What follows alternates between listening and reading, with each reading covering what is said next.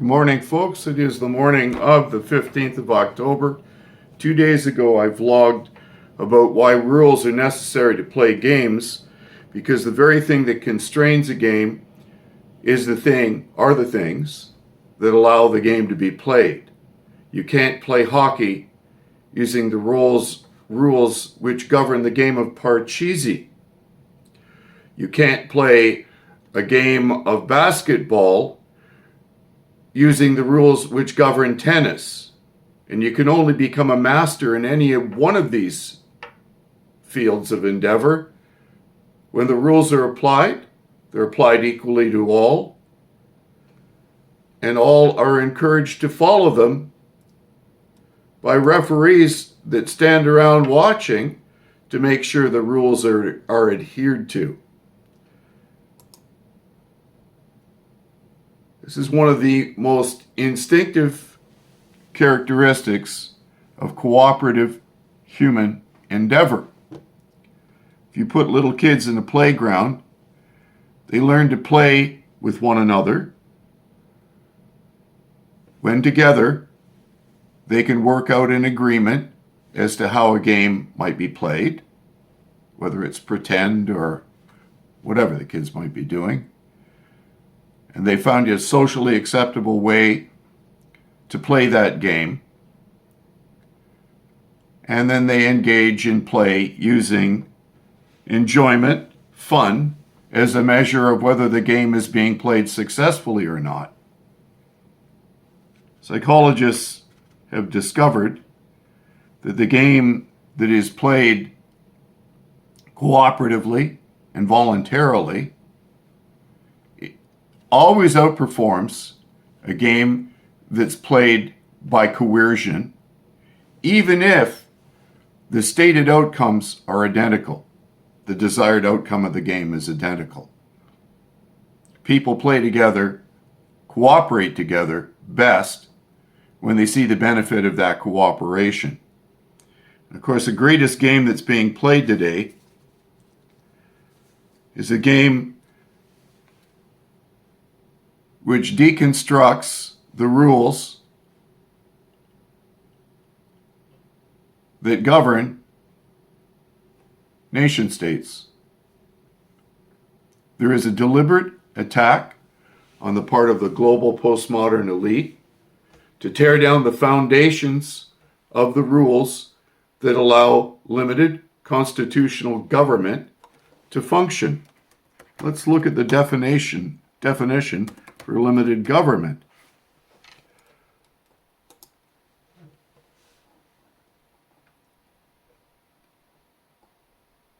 Limited government is a government that is limited in its power by a constitution.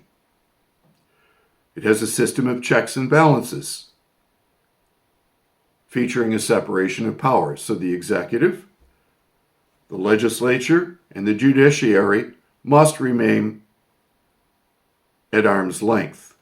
And it is our constitutional rights that limit the government. The chief function of limited government is to enforce the rule of law and to protect the citizens' rights and property. We can see in the system that's happening today, as nation statehood itself is attacked by the global elite, that we have a prime minister here in Canada that had declared during his first tenure in office, his first 4 years, he declared that Canada is a post-national state. In other words, his loyalty is not to Canada, but to international bodies who are unelected.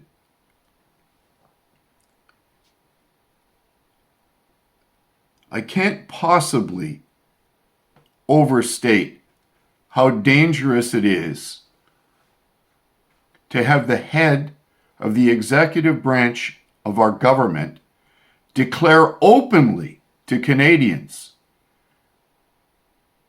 that he will no longer be limited by our Constitution that he will ignore the separation of powers, and that he will ignore his sacred duty as our prime minister in order to answer to supranational bodies that are constrained by none of these rules. A game can only be played iterably over time if the game is constrained by rules. If the game is completely understood by everyone, everyone is trained to play the game according to the rules, and then they have the freedom to excel at playing the game within the rules that constrain the game, that prevent, in this case, that prevent the game from doing harm to others. One of the key principles behind limited constitutional government is that the collective, the needs of the collective, can never be considered to be more important than the needs of that of the individual. Because the entire premise on Western constitutional democracy is that the individual is endowed with inherent rights created in the image of their maker, and in spite of all our flaws, have the right to help steer the ship of state. All the principles that enforce the situation under which this can occur are being constantly undermined by the postmodern left. But there's something that disturbs me just as much as that. The fact that those who claim to be conservative or libertarian, or even some classical liberals, and I'm a classical liberal, seem to have no appreciation whatsoever for knowable, repeatable, provable processes. I think our education system failed in teaching our children the value of limited constitutional government, but it also failed in one fundamentally unforgivable manner. In this era of cancel culture and deconstruction,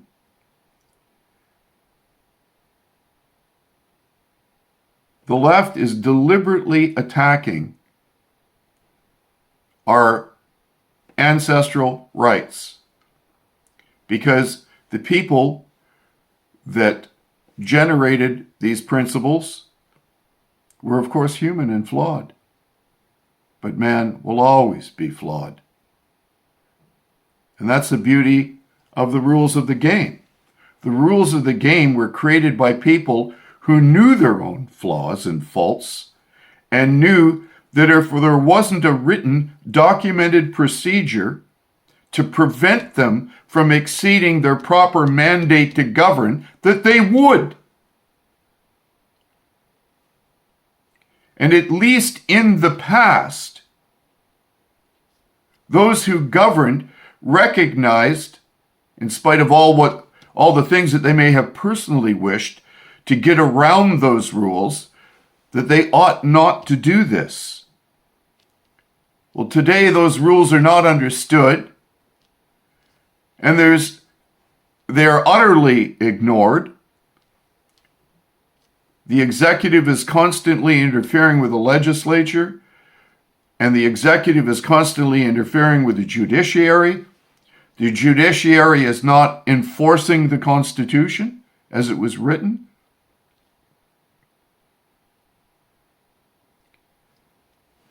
And as remarkably, the left calls this progress.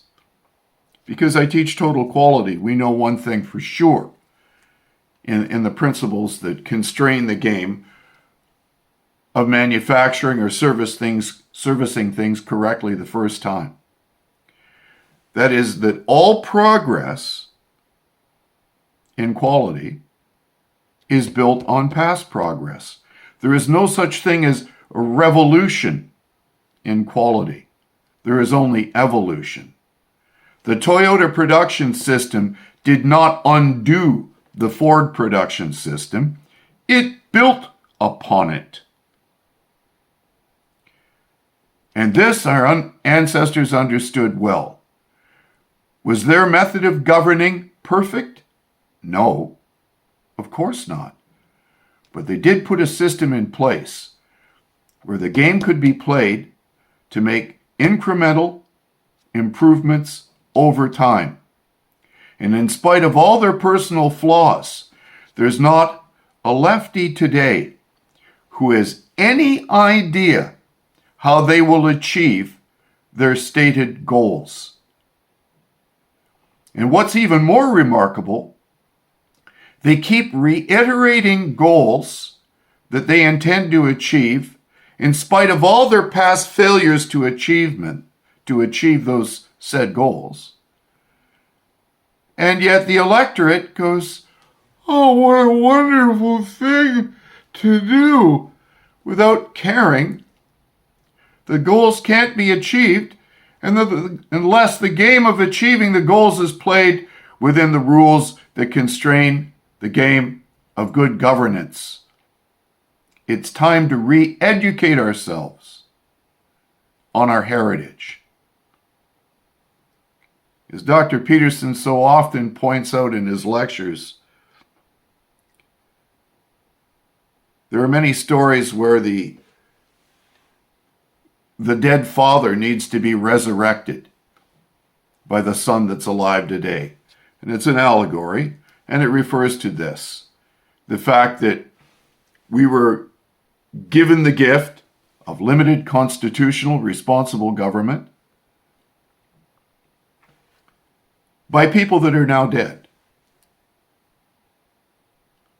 And instead of learning from their mistakes and building on the good things that they gave us, we choose to tear down their statues and call them racists and bigots, which in some cases may have been true. But nevertheless, they were wise enough to create a system that would prevent malfeasance and the very corruption that the left currently decry, while, of course, committing acts of even greater indiscretion and corruption than the very people that they blame for being corrupt and prejudiced.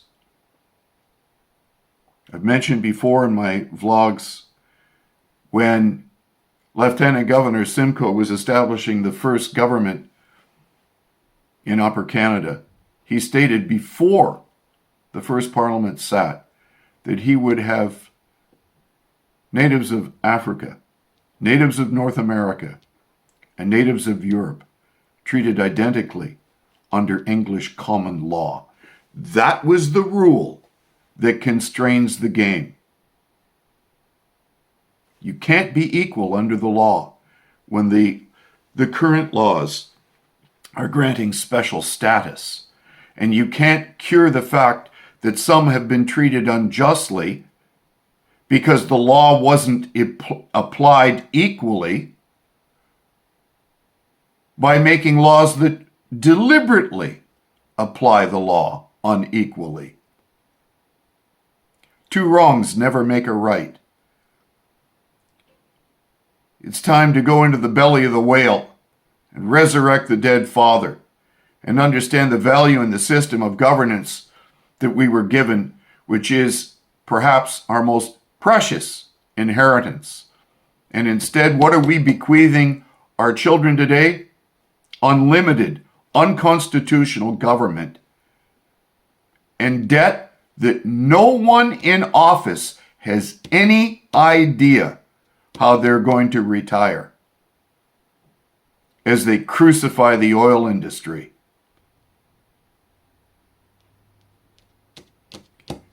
They talk about being woke. Well, it's high time that we really wake up and we understand how dire our current circumstances are.